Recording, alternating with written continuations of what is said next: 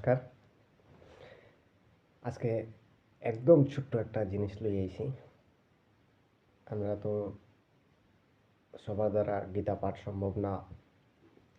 তো গীতার ফল প্রাপ্তি কামনার লাগি আমরা ছোট্ট কিছু করতে পারি। গীতার 18টা অধ্যায় আছে, আমরা সবাই জানি। 18টা অধ্যায়ের 18টা নাম আছে।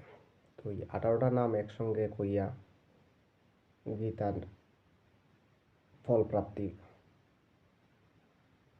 করা যায়। তো 18টা নাম কিতা হইতেছে, আমি আস্তে আস্তে কইমু, আশা করি আপনারা বুঝবা।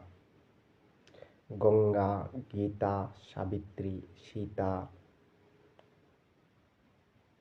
সত্যা, পতিব্রতা, ব্রহ্মবলী, ব্রহ্মবিদ্যা, ত্রিসন্ধ্যা, মুক্তিগেহিনী, অর্ধমাত্রা, চিদানন্দা, ভবগ্নি, ভ্রান্তিনাশিনী, বেদত্রয়ী, পরানন্দা, তথার্থ জ্ঞানমঞ্জরী।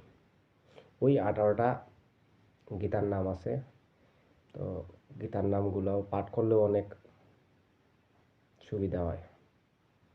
এটা একটা ছোট্ট ইনফরমেশন আসলো, আজকের লেগে অতটাই। ধন্যবাদ।